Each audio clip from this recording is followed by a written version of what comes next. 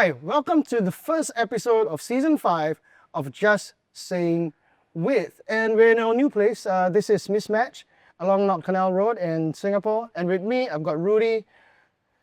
Hello everyone. Thank you for having me here, Zed. Hey, always a pleasure to have you.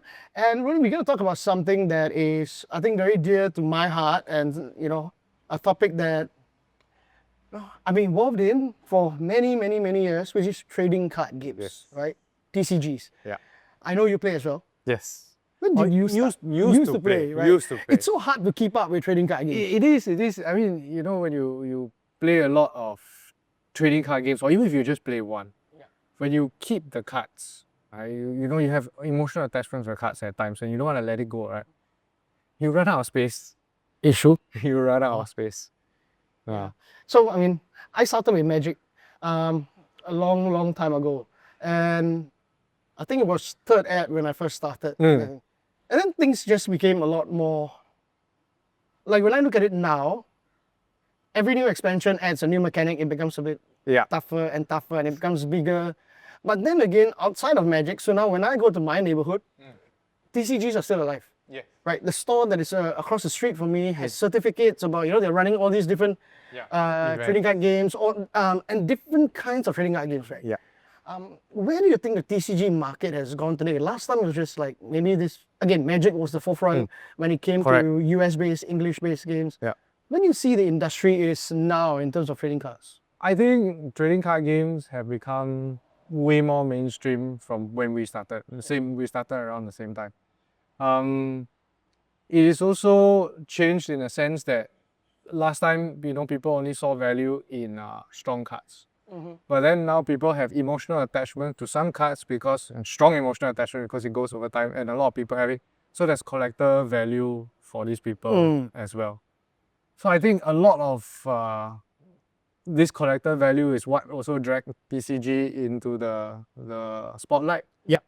So these past few years, especially, I think maybe in the past 7 years, 8 years, the industry has evolved quite drastically in a sense, for the better, of course. Okay.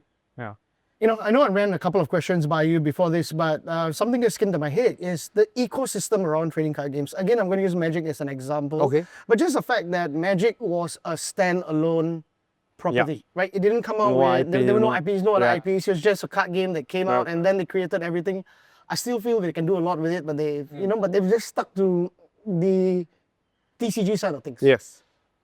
Then you've got your Pokemons, you've got the One Piece game, you've got a lot of other games that are out there that have come out of other IPs, other properties, other part of the ecosystem. Is that where it's the industry is going today? That it's a whole bigger thing, and the TCG is a part of an entity or of an IP? That's a good question. I think the IP helps with getting the game out there. The gameplay is still very important, of course.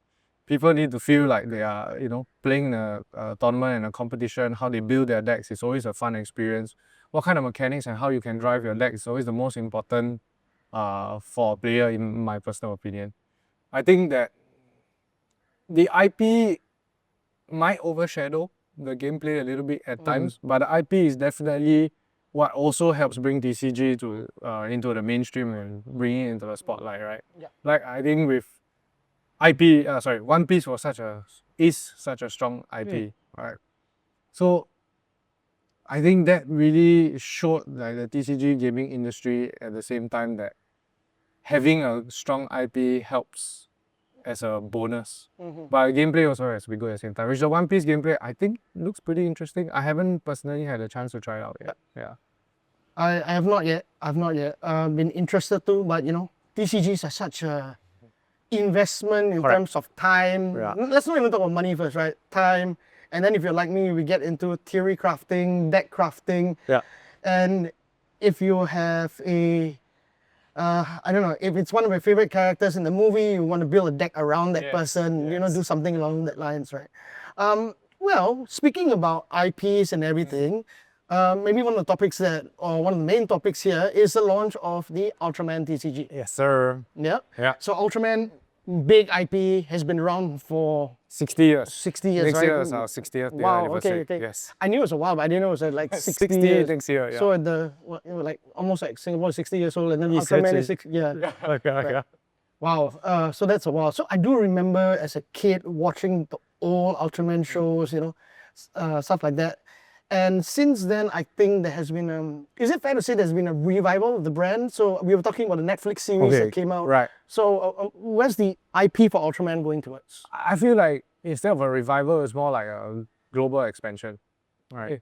A lot of it was Japan in the beginning, and then as Japanese culture has really spread throughout the world, so has the way the IP is portrayed at the same time. Like last year, we had a Netflix movie called Ultraman Rising, and it was fully 3D animation and all that kind of stuff, which is a first, right, for Ultraman. Then you mentioned the Netflix series also earlier on.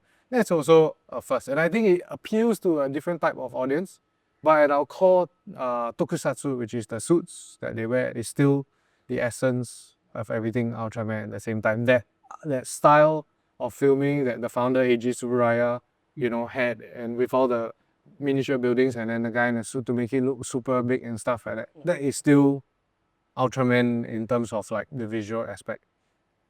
The thing that I honestly didn't know until I joined Tsuburaya last year was the number of Ultraman and Kaijus that have come out over the years. I'm not sure what the exact number is, but I think it's around 40 over. Okay, that's quite a bit, yeah. Yeah, so, back then when we were young, Ultraman was Ultraman. Yeah. Right? There wasn't that many like names, like maybe there's Ultraman Leo, Ultraman 7, and things like that.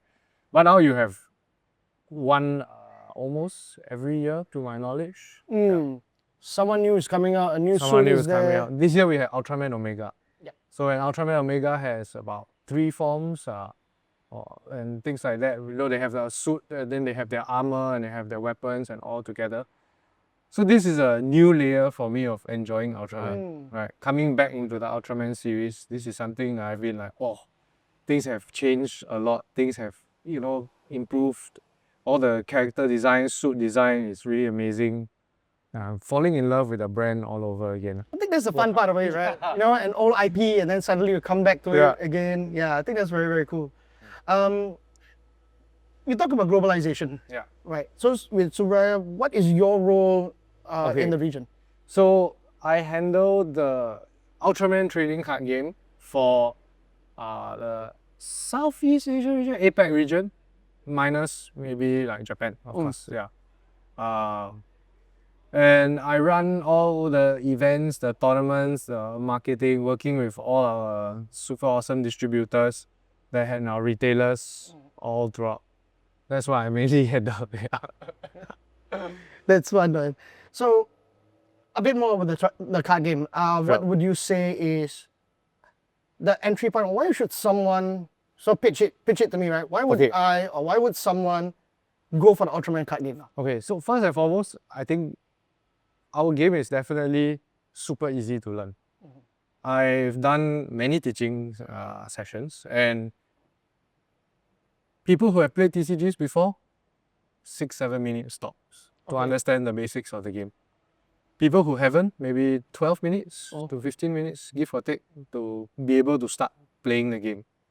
And the difference is also our game is simultaneous turns, so a bit more unique in that sense. Okay. So I'll give you a brief overview of it.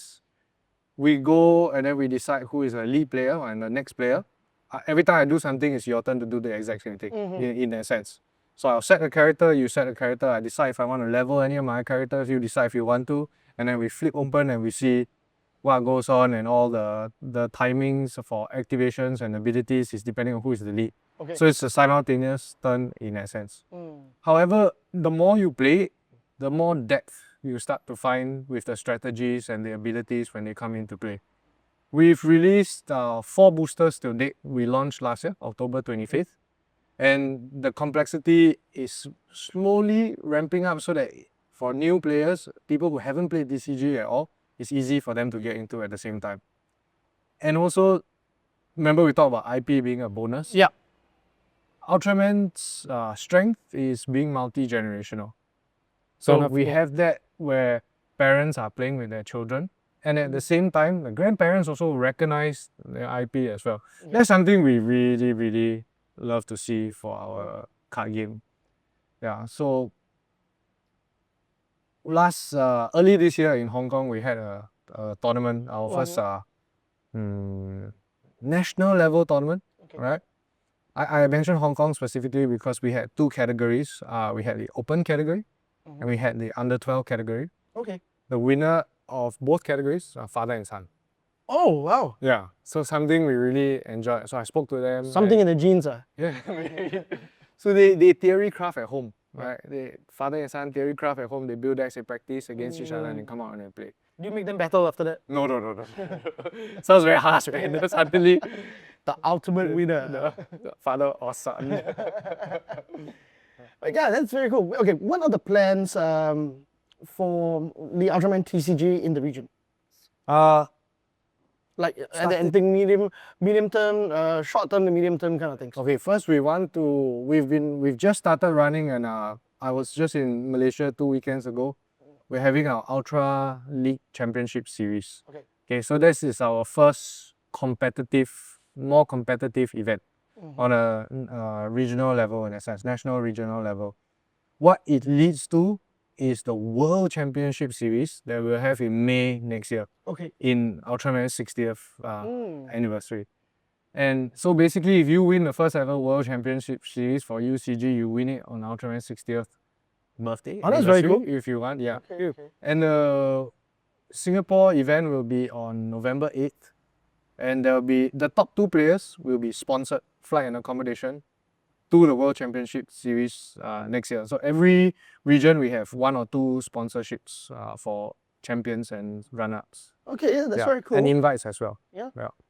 Well, fantastic to hear that. Rudy, thank you so much for coming down. Thank you. And joining us. So if you want to get into a TCG, well, as you heard Rudy, November 8th, they're activating tournaments. Yes.